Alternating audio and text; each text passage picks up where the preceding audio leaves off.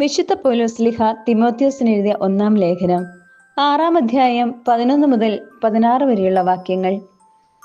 എന്നാൽ ദൈവിക മനുഷ്യനായി നീ ഇവയിൽ നിന്ന് ഓടിയകലണം.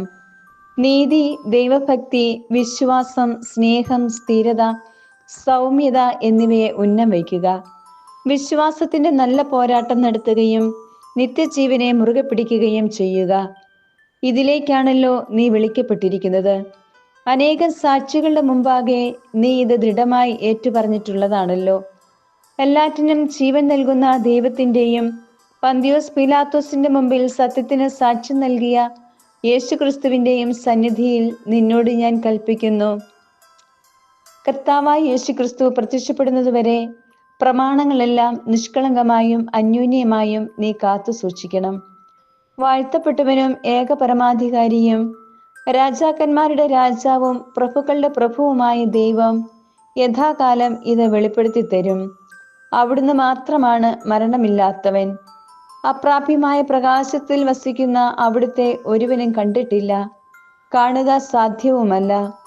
സ്തുതിയും അനന്തമായ ആധിപത്യവും അവിടുത്തേക്കുള്ളതാണ്. ആമേൻ. നമ്മുടെ കർത്താവായ മിശിഹായ്ക്ക് സ്തുതി.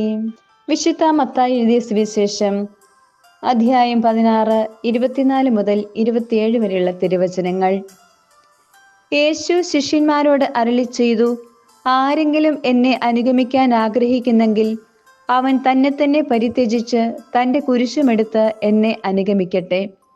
സ്വന്തം ജീവൻ രക്ഷിക്കാൻ ആഗ്രഹിക്കുന്നവൻ അത് നഷ്ടപ്പെടുത്തും. എന്നാൽ ആരെങ്കിലും എനിക്ക് വേണ്ടി സ്വജീവൻ നഷ്ടപ്പെടുത്തിയാൽ അവനത് കണ്ടെത്തും. ഒരുവൻ ലോകം മുഴുവൻ നേടിയാലും സ്വന്തം ആത്മാവിനെ നഷ്ടപ്പെടുത്തിയാൽ അവന് എന്ത് പ്രയോജനം? ഒരുവൻ സ്വന്തം ആത്മാവിന് പകരമായി എന്തു കൊടുക്കും? മനുഷ്യപുത്രൻ സ്വപിതാവിന്റെ മഹത്വത്തിൽ തൻ്റെ ദൂതന്മാരോടൊത്ത് വരാനിരിക്കുന്നു. അപ്പോൾ അവൻ ഓരോരുത്തർക്കും താങ്കളുടെ പ്രവൃത്തിക്കനുസരിച്ച് പ്രതിഫലം നൽകും. നമ്മുടെ കർത്താവായ മിശിഹായ്ക്ക് സ്തുതി.